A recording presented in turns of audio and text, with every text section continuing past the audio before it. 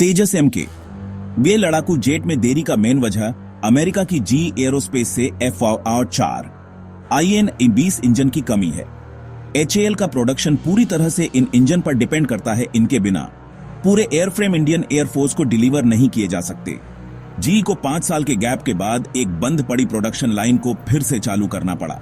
एक ऐसा प्रोसेस जो महामारी के दौरान ग्लोबल सप्लाई चेन में डिस्टर्बेंस से और भी मुश्किल हो गया था। इस वजह से HAL के पास एयरफ्रेम तो थे पर इंजन नहीं थे, जिससे क्रिटिसिज्म हुआ, जबकि देरी उनके कंट्रोल में नहीं थी।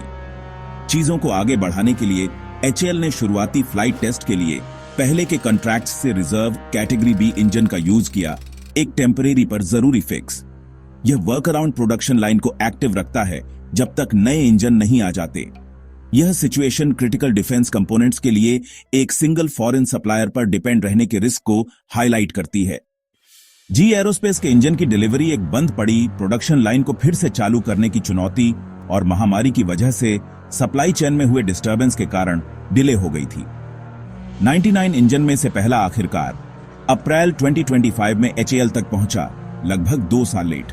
2025 में केवल 12 इंजन आने की उम्मीद है, जिसमें 2026 से हर साल 20 इंजन तक की बढ़ोतरी होगी। इस तरह से धीरे धीरे डिलीवरी का मतलब है कि HAL का तेजस आउटपुट स्लो होगा और सीधे इंजन की अराइवल से जुड़ा होगा। इंडिया ने जी पर फाइनेंशियल पेनल्टी लगाकर इसका जवाब दिया, जिससे डिफेंस की डेडलाइन को पूरा करने की इंपॉर्टेंस का पता चलता है। यह एपिसोड इंपॉर्टेंट टेक्नोलॉजी के लिए फॉरेन सप्लायर्स पर डिपेंड रहने की कमी को दिखाता है।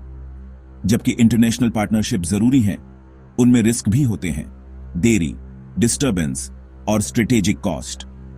एक नए डिलीवरी शेड्यूल के साथ HAL और IAF आखिरकार तेजस एमके AA के फेज्ड इंडक्शन की प्लानिंग कर सकते हैं। इंजन की देरी ने इंडियन एयरफोर्स पर सीधा असर डाला है, जिसके पास पहले से ही फाइटर स्क्वाड्रन की कमी है। सैंक्शन किए गए 42 के बजाय 31 ऑपरेट कर रहा है। तेजस एमके ये पुराने MiG 21 को रिप्लेस करने और फ्लीट को मॉडर्नाइज करने के लिए क्रूशियल है, पर देरी का मतलब है कि पुराने जेट्स को ज्यादा समय तक सर्विस देनी होगी। 2025 में केवल लगभग 6 फाइटर और 2 ट्रेनर डिलीवर किए जा सकते हैं, एक स्क्वाड्रन के लिए मुश्किल से इनफ। यह पायलट ट्रेनिंग को स्लो करता है, मेंटेनेंस पर स्ट्रेन डालता है और IAF के टेक्नोलॉजिकल अपग्रेड में देरी करता है। एयर चीफ की पब्लिक फ्रस्ट्रेशन अर्जेंसी को दिखाती है। IAF को कॉम्बैट रेडीनेस बनाए रखने और नई टैक्टिक्स डेवलप करने के लिए इन जेट्स की जरूरत है। HAL ने प्रोडक्शन कैपेसिटी बढ़ाई है और एक बार इंजन की सप्लाई स्टेबल हो जाने पर इंडक्शन तेज हो जाएगा। रिवाइज्ड शेड्यूल स्क्वाड्रन की स्ट्रेंथ को फिर से बनाने और एक मॉडर्न इंडिजिनस फाइटर को फील्ड करने की उम्मीद देता है। आने वाले डिकेड में इंडिया की एयर डिफेंस के लिए तेजस इंडक्शन बहुत जरूरी है। तेजस एमके ये अपने पिछले मॉडल और जिन MiG 21 को ये रिप्लेस करता है, दोनों से एक मेजर लीप है। मेन अपग्रेड में सुपीरियर डिटेक्शन के लिए एक AESA रडार, एक मॉडर्न इलेक्ट्रॉनिक वॉरफेयर सूट और एक ऑन बोर्ड ऑक्सीजन सिस्टम शामिल है। इसका डिजिटल कॉकपिट, कंपोजिट एयरफ्रेम और ओपन आर्किटेक्चर इसे एक सच्चा 4.5 जनरेशन फाइटर बनाते हैं। MiG 21 की तुलना में MK ये ज्यादा स्टील थी, ज्यादा फुर्तीला है और एडवांस्ड मिसाइल और प्रिसिजन वेपन ले जा सकता है।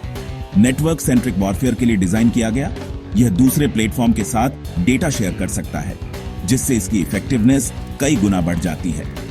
MK BDA की मैन्यूवरेबिलिटी और एडवांस्ड सेंसर यह इंश्योर करते हैं कि IAF के पास एक जबरदस्त फ्यूचर रेडी प्लेटफॉर्म है।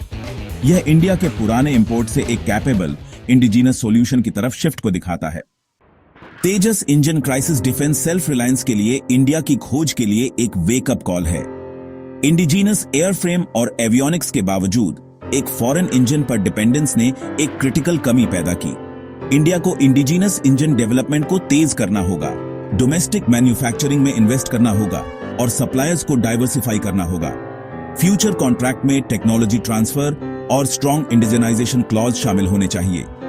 एरो इंजन जैसी कोर टेक्नोलॉजी के लिए एक मजबूत इकोसिस्टम बनाना सच्ची स्ट्रेटेजिक ऑटोनॉमी के लिए जरूरी है।